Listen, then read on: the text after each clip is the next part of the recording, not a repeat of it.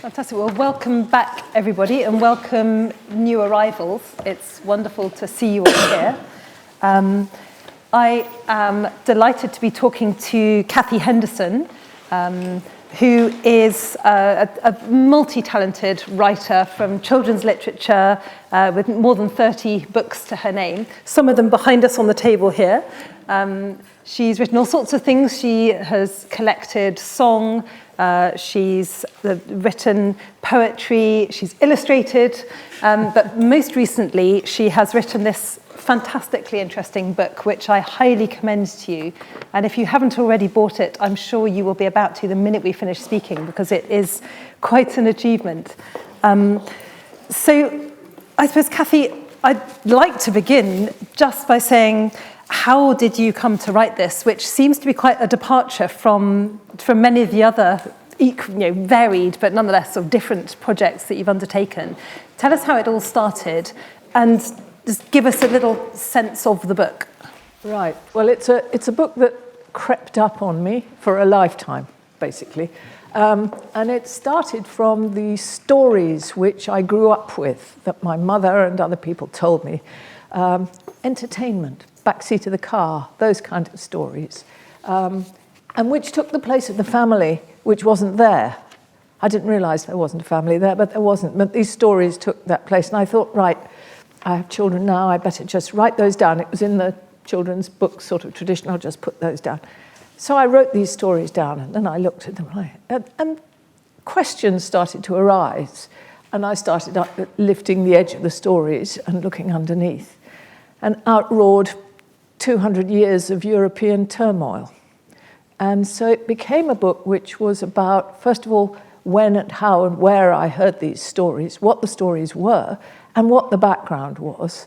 And so it became a memoir, as well as detective work, history, economic history, and these stories from my mother and her mother, these tremendous women. And part of my background is in oral traditions. So my song is my own, and the lullaby book. It's about how things are passed down, mouth to ear, down the generations.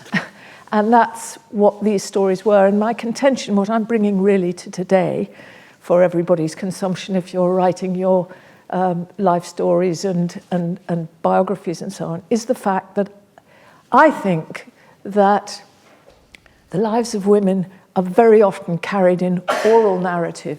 They're not in the historic annals.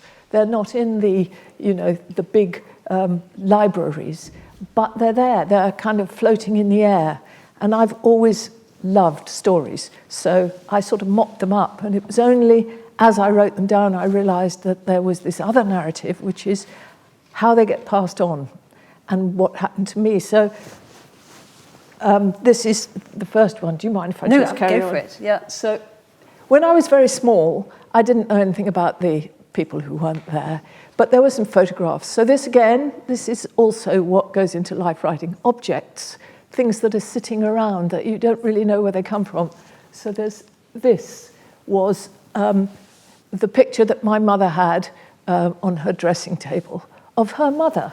So I didn't have a grandmother, I didn't have any grandparents around, they were all gone, but this was my grandmother. Well, at 5, that was my grandmother, of course. It was a long time ago. She was dead. That's what people looked like. And it took me a very long time to grow up enough to find out that actually she was an actress. She had been an actress at the Burgtheater in Vienna in 1904, 5, 6. Age 17, she was her family's breadwinner as a young star at the Burgtheater. So, okay, fine. I didn't find that out till yonks later, but that was who she was. The first story I remember. Have we got another one on here? I think. Let me just see. I may have to come back. No. The first story I remember grasping was as about, I suppose I was 6 or something, and my mother had taken us to Austria. And we were staying in a house, a farmhouse, which had been the grandmother's in her lifetime. And my mother told me that she had been born there. Okay, this when you're 5 or 6 is, oh goodness, what are you doing being born in the mountains? And she told me this story about her mother going into labour at the beginning of March, so it's around now, living halfway up a mountain in a serious snowstorm. Now, we had just got toboggans and we were having a fantastic time dawdling up and down the mountains. My mother said it was no problem to her, of course. I mean, she just got her ordle out, tobogganed down the mountain to the railway station to get on the train to go and give birth to this child with the nuns in Innsbruck. So that was all right. I'm 6. I've got a tobogganing grandmother. Fine. So this starts to become the construct of who you are. So then I'm thinking, hold on a minute. If she's a star of the stage, and what's she doing living halfway up a mountain?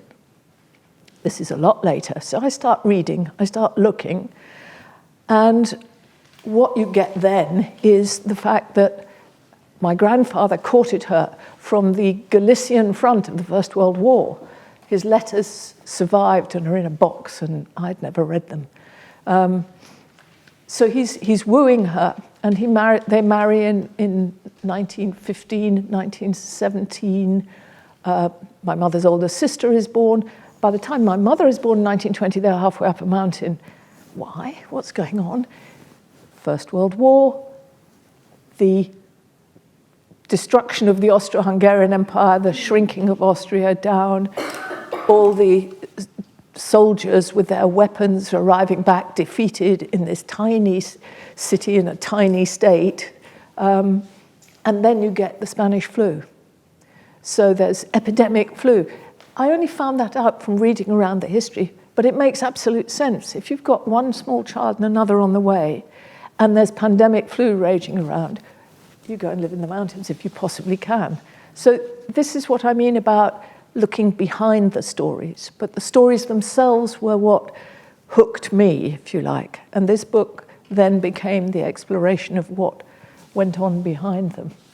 And it is, as you say, detective work, but it's also memoir, and it's also a history, and it's a pan-European history. It's an awful lot to hold together, particularly as either it's incredibly brilliantly constructed, which I've no doubt it is, or you really are working it out as you go. But the questions hang over the book, don't they? Yeah. Not least of which is, where's the uncle gone? Yes, where's the uncle? And many of these we only really find as you find them out during the course of your own research.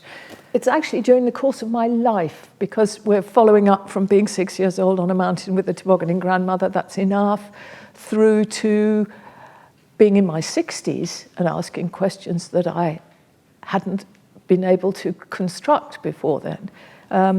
There was a bit you wanted me to read, I think, from the early part. Yeah, yes, please. I won't be long with it, but it's... oh, look. This is a section called What Are You? And I think the what are you question applies to many of us. I don't know about you, but I've always been other. And I've never been quite sure what kind of other. And I'm other here today because technically I don't think I'm Jewish. My grandfather was Jewish, but my grandmother came from non-Jewish stock, so goodness knows. But it's always been this sense of belonging somewhere that isn't quite here, isn't quite now. So here we are. This is school playground, North London in the 1950s. The first time it happened was in the school playground. North London, 1950-something. And if I wasn't 5 years old, I wasn't much more. Where do you come from? Said one of the girls standing around me. What are you? I live up the road. No, where do your parents come from? Are you English or what? Tricky, this one. I had to check at home to make sure I'd got it right. The next time I was ready. But my sister's friend, Sarah, was quicker than me. My parents come from Spain. I'm 3/4 Spanish, she said, as if it was better than English anyway. And I'm half Austrian, 1/4 Scots, and 1/4 Irish, I said carefully, trying to sound just as convincing. And my dad was born in South America, for good measure. The two of us stood a bit closer together. different and proud of it. Austrian, said the big girl. Hitler was Austrian. This was more than 10 years after the Second World War, but everyone knew that Hitler was the enemy, and Austrians were the same as Germans, and they were all baddies, and we, that is the English, were the goodies and had won. I knew my mother wasn't a baddie, and that both she and my father had taken part in the war against Hitler, but the big girls in the playground weren't interested. From now on, as far as they were concerned, it was easy. I was half a baddie. My friend Sarah tossed her head. That's just silly. What do you expect? They're only English. You come to my house. So we did. Sarah's house was a bit like our house, except at our house, the people who weren't English had Austrian accents or spoke French or Italian. At Sarah's house, most people spoke Spanish. Exiles from the Spanish Civil War, they waved their hands around a lot and sat over the meal table for ages. They were the same kind of people, though. Musicians, dancers, painters, writers, doctors, architects. It wasn't long before not only we children, but my parents and her parents all became friends, a bond that has lasted ever since. So I learnt to enjoy being different, but this called for backup. What kind of different was I? I needed evidence. Where had my parents come from? What was the story? And how had we ended up here in ordinary old England? So, there's more of that. So coming back to this idea of being made up of stories, and stories replacing the actual people, needing the answers, but having these narratives that are often so well trodden that it's quite hard to get behind them or around them or to place them in relation to each other. You mentioned as an adult with your own children that you realised that it was your job to record them. But I wonder how it's changed your relationship to your sense of this question: who am I? Where am I from? Hugely. It must, tell me more. Because the moment you start going behind it and filling in the story, more and more and more comes forward. And in this case, there's a sequence of stories. There's a sequence of characters in this book, many of whom were sort of there but not explained to me growing up. And then there's the things that I discovered as we went on. So, for example, there's a huge number of different stories in there. There's the story of the title, but there are all sorts of other ones on the way, and people of enormous importance, like Marie-Louise von Motoszycki, the painter, who featured in my childhood as somebody we would walk across Hampstead Heath to go and see, but I didn't know who she was. And that, surfaces, and she's the most wonderful expressionist painter. And there she was in the house in Hampstead painting away, and, these are all surrounding characters. I think the other thing I would like to pass on to anybody else who's engaged in this extraordinary business of trying to write either autobiography or biography is the role of coincidence. There's a huge amount of coincidence in this. It's almost a structuring principle, isn't it? I think the two threads that run through it are story, oral history, and coincidence. Yeah, and those are extraordinary. So, for example, this wonderful grandmother of mine, my grandparents separated in the early 30s. They'd been living in Munich, went back to Vienna, and suddenly my grandfather was being unfaithful. He moved his girlfriend and her child into the family flat when his wife was away. Interestingly, she was the most powerful character. What Hermione said this morning about Berlin talking about character and character formation, that character of that woman in the photograph hung in the air. I never met anybody who knew her who didn't say, "Oh, I adored your grandmother." And I was, really? Chocolate box type feeling. So, but she was clearly very, very charismatic and very strong-minded. So in early 1930s, when her marriage is going pear-shaped, instead of doing what was normal then in sort of semi-aristocratic marriages, her husband was from a long line of highly intelligent Jews. His father was the professor of law at Vienna University. His grandfather built a palace on the Ring, all this sort of stuff. She wasn't going to put up with it. So she upped and she took her 3 children and she left Vienna. She didn't like what was going on in Munich. She didn't like what was going on in Austria. They went first to the beach in Italy, and then they went to France and lived in France, so the children acquired 2 more languages. And eventually in 1933, she brought them to England and put them in school here. So she's a single-minded, very strong-minded person. And this was the story we had down. And there were lots of nice stories for the back seat of the car on long journeys. But then it comes to a point when it's quite far on. I have children of my own. And I go one day to visit her in her house. And it's summer. The children are running in the garden. And she's cleaning out her linen cupboard. Okay, this is the coincidence factors. She's cleaning out her linen cupboard, bringing them all out in the garden, laying them on a table, and I'm helping her and so on. And we get to some napkins, some damask napkins with embroidered initials on them. And I say, what are these? We never use things like that. What are those? Oh, they were my mother's. And that's her trousseau. So I go, okay, I can see her name was Annie. I can see the A. I can see the V for Von. But her first name, her original name, her maiden name, as they call it, was Schindler, and her married name was Schei. I can't see an S. So what's this about? Oh, she had been married before. Nobody bothered to mention this. And she had married, here you are, here are the wrong initials.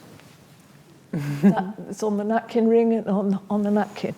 And out fell this extraordinary story about the first marriage, where she had obviously been a star at the theatre, but she fell in love with and married a man called Robert von Lieben. And his story is extraordinary as well. I won't go down that road. His mother was Freud's first patient, his Lehrerin, and so on and so forth. But his father was the chair of the stock exchange. But he had been injured in an accident and was designated unsatisfactory at school. So he left school. He became the most amazing chemist, physicist, inventor, self-taught. He went around the universities and sat at the feet of the people who had what he wanted to know. And his neurotic mother, who was very insomniac, he took time out to go to their house, and their country house, and wire it up for electricity. He made a water turbine, and this is long before mains electricity. Anyways, this man invented the first radio valve before the American DeForest did it, and he patented it. And they married in 1911. He set up a huge consortium in Vienna. Didn't know any of this till very, very late in the day. And then he dies of leukemia 2 years later, leaving her a widow with the royalties from these radio valves to support her. And that's how she upped and left Vienna, and that's why we exist. But nobody had ever mentioned him. I mean, he's fascinating. So this coincidence thing and following it up and asking questions and trying to find things out. And they were another of the enormous, intellectual Jewish families of Vienna's heyday. And Marie-Louise Moteschiski is his niece. That's how we came to be connected there. So anyways, I won't go into all of that. The disappearing uncle is a very long story, which I will keep very short, but my mother had an older sister and a younger brother. They came to England in 1933. He spent 8 years at school in England, and he was somebody I never met. He wasn't there. He wasn't there at all. He was another one that wasn't there. Until he suddenly turned up in 1991, right? That's very, very recent, and I'm very old at that point. And, hail fellow, well met, wonderful to see you. Oh, wonderful, wonderful.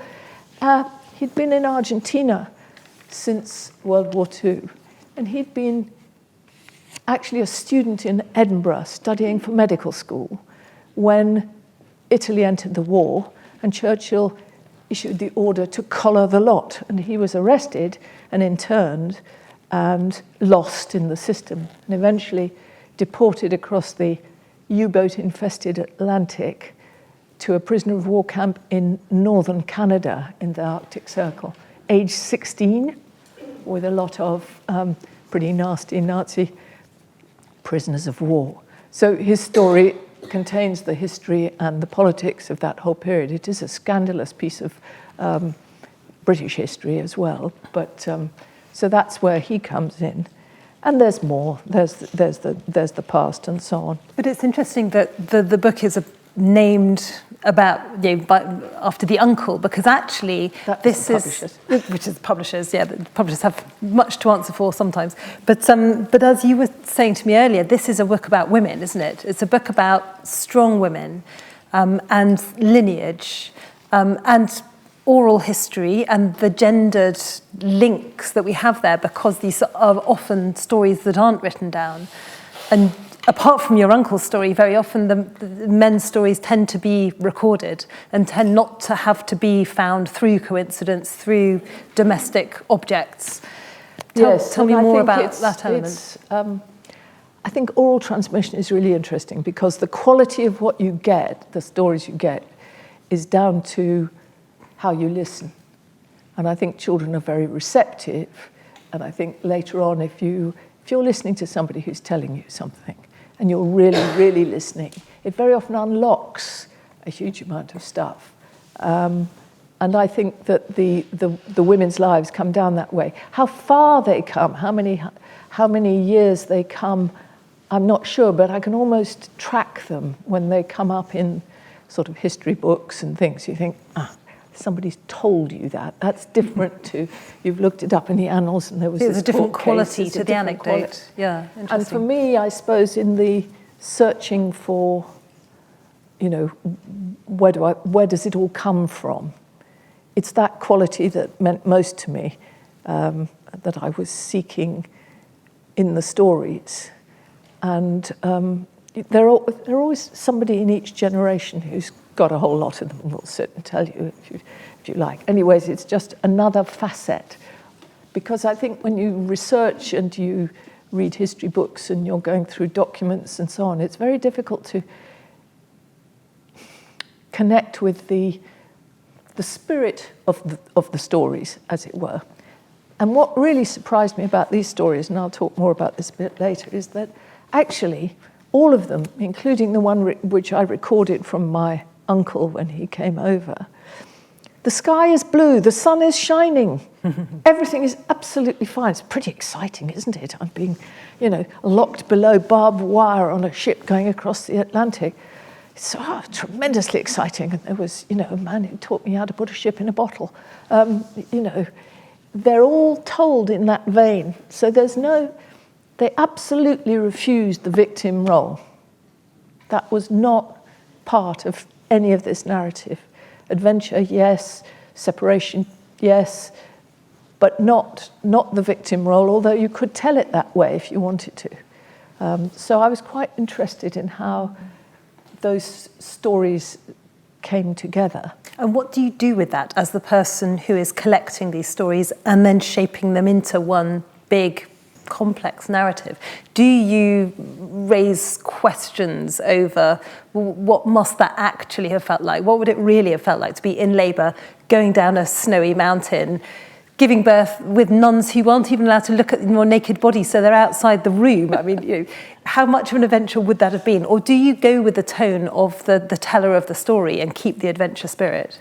I think I go with the tone of that one. I know that when my uncle was telling the story of him being, there's a part of the story where he is on a train from Lingfield Racecourse being taken God knows where, all the station names have been taken off and so on. And the train, he's sufficiently sussed, having been here for 8 years and considered himself an English schoolboy, to realise that the train is going to London, and it comes to a halt on the sidings at Earl's Court.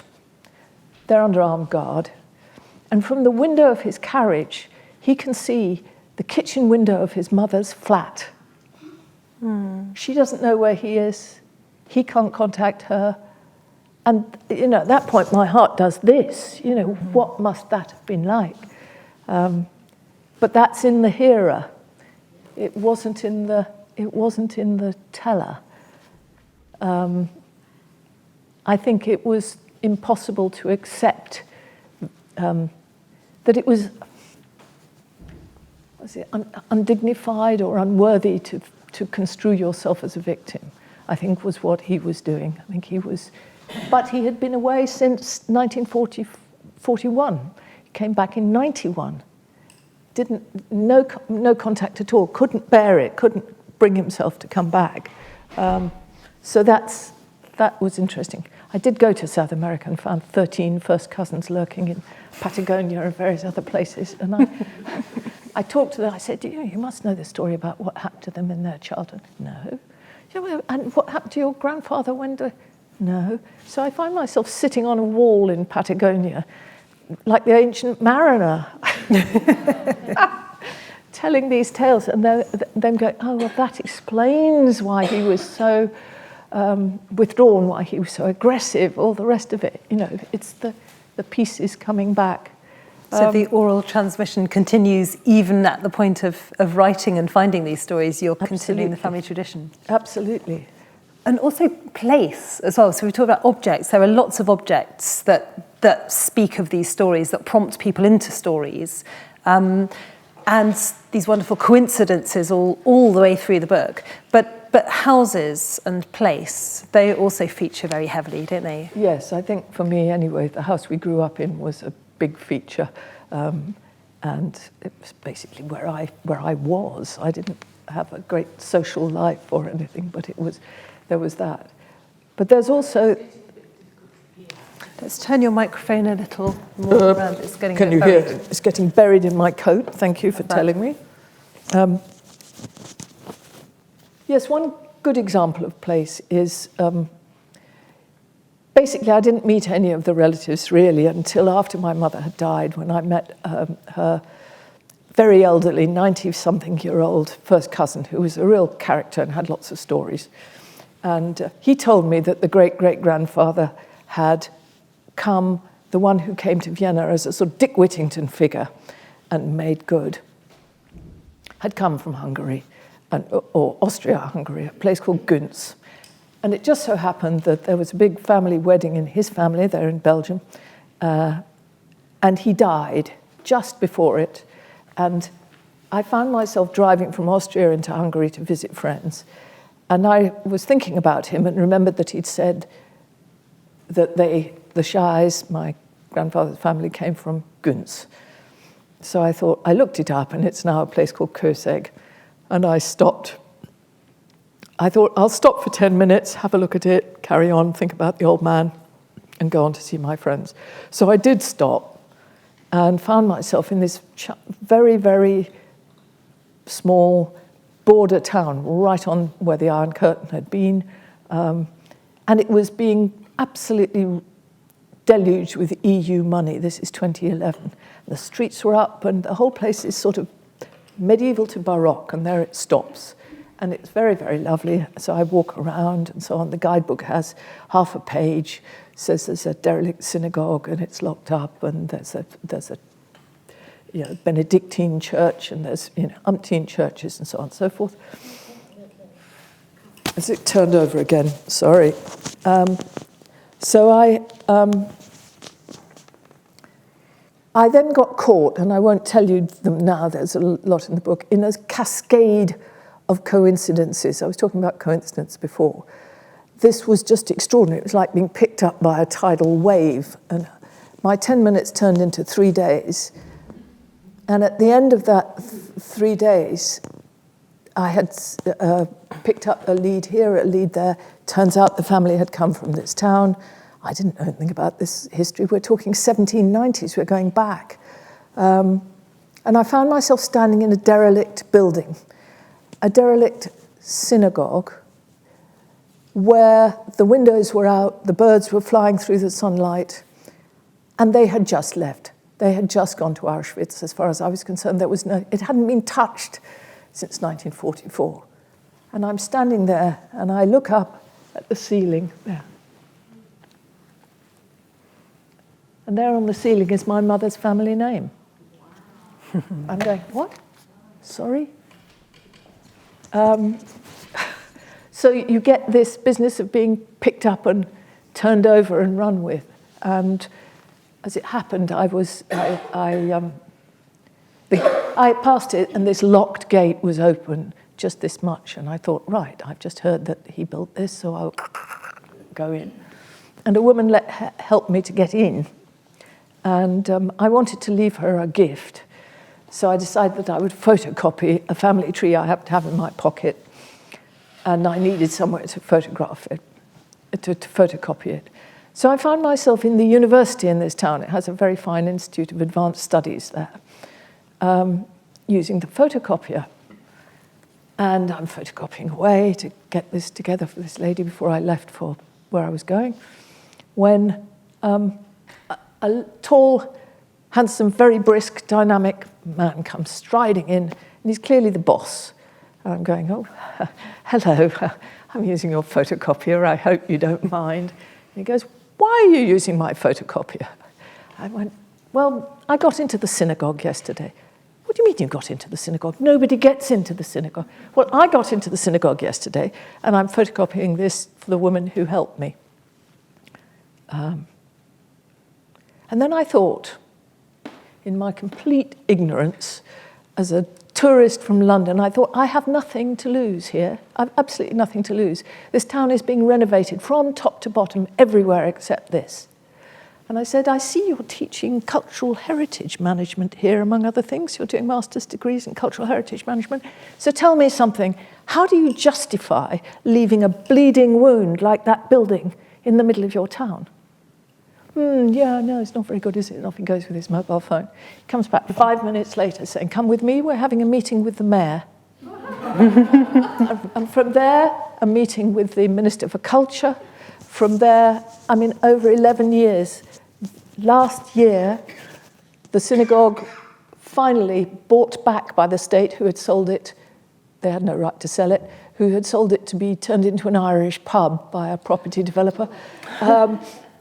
It had been completely restored at the state expense, and it reopened as a concert place and a cultural centre, and they invited me to come back and bring some relatives.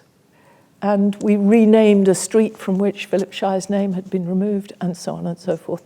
And it now, I think there's some more. Yes, there is. Yeah. This is what it looks like now. So beautiful. They've restored, that's it. So from that to that. To that. That's incredible.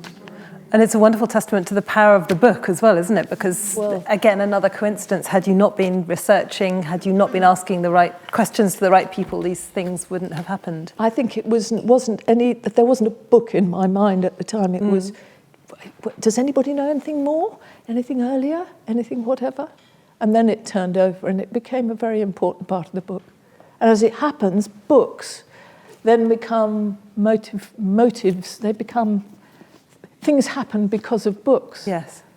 So I was invited back, this is not in the book, I was invited back in September of last year with a scholarship to research an epilogue for the Hungarian edition of this book. And I began to look into what turned out to be 80 years of complete and frozen silence.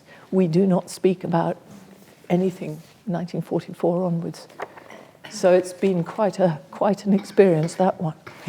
That comes out later this year. So it's interesting how the story continues beyond publication, doesn't it? In second editions, third editions. I wonder whether you just read us a little bit from near the end, just to finish, and then we'll open up to questions. Okay. Microphone, thank you. Microphone, got it. If you look down, it's actually easier to hear. Yeah, it should be easier. I'm so sorry if you haven't been able to hear. This is really about my encounter with history. I'm not a historian. I'm a writer, I'm a poet, I'm an illustrator and a printmaker. But I have had to become a historian in a funny way with this. So, I'm talking about various things, including I got an Austrian passport out of doing this book. And now there is war in Europe again. Can these things really not stop repeating themselves? And which version of the story is right? Who knows? The fact is that history remains alive and only just below the surface. Prodding at it is like poking a wasp's nest with a stick or sticking your fingers into an electric socket. Dangerous. Europe's 19th and 20th century history is raw and painful, yet the stories we inherited were anything but. They were full of life and energy and vigour. Sorrows were passed over, dark times ignored. How do the two things fit together? And how do they fit with the people we knew? Were previous generations so different? Were they braver and happier than we know ourselves to be, or just lucky? A look at the letters is enough to dispel that idea. My father had a huge talent, my mother a boundless energy for life, but I also understood from the beginning how fragile they were underneath. It is impossible ever to know what actually happened. History can pretend to be organised, a flowing sequence of cause and effect, one thing leading to another, but clearly that's not how oral narrative or memory work. They're more like patchwork, collage, layers, or threads in a fabric, and the point at which a story is delivered is often as significant as its content in the way it works on the recipients. That's why this book is not an orderly sequence from the myths of the Middle Ages to the 21st century, but an attempt to capture something of the chaos of anecdote and chance encounter in the course of one life. Like all fiction, stories are a way of managing reality, translating it, shaping it, embedding it in some kind of manageable form in order to pass it down the generations. Above all, they're portable, like languages. This is all important if you're going to live in different places. They're also a driver. Where surrounding events diverge from the tales that are told, it may be for a reason. Some things are better forgotten. Like silences in music, the things left out are an integral part of the composition. So why do things get told this way? So maybe stories are like the smiling pictures on social media and before that in the photo albums, life perfectible. Though it's interesting to see that people smiled very little in the oldest albums. Record was a solemn business. How many of us take pictures of our children when they're crying, angry, or in pain, or feel able to keep the results if we do? It's not about truth in the literal sense then, whatever that may be. Looking at the maternal edit, what comes through most clearly is that the stories we grew up with were courage tales, tools for going on, fuel for future generations, a kind of buoyancy aid. That and entertainment. Others, they tell us, mothers, your own others, have been there before. Listen and laugh. And by implication, you can do it too. You can keep going, pick up the bits and take them forward. Events may be horrible, relationships painful, loss devastating, life may go badly wrong, but here's precedent, company, and perhaps even consolation. Here's what matters. Life is powerful, and you're part of it, not alone, but connected to these others. It's a fragile hypothesis, I know, but I can't think of another reason for the survival of these stories over so much time and distance, or a better reason for passing them on. Thank you, Kathy, very much. Sorry. Any questions? No questions. I thought I saw a hand, sorry. No? No hands, sorry. There's one. I was having a conversation with somebody sat beside me this morning, and we were talking about and in fact I've been doing research about my father, who came from a small town in what is now Ukraine, was Czechoslovakia. And we were sort of both advised, well, why go back? There's nothing there anymore. I really don't know. So I guess your answer to this will be go back and try. Did you go back? Clearly, there were lots of things that came up, but what sort of expectations did you have before you went? What sort of research should you do before you go? Or should I just go? 10 minutes. when I nothing, can? Absolutely nothing. Right. And it then took over. So I wasn't researching. I just thought, I'll think of the old man and go and have a look. and then one thing after another after another. I mean, there is a word which is beschert, and I think it was one of those. Thank you.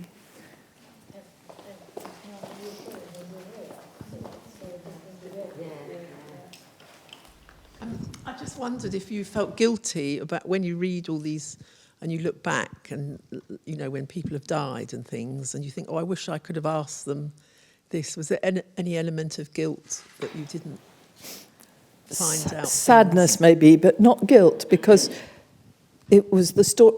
I liked the stories, and I was told the stories. The puzzle was trying to place them.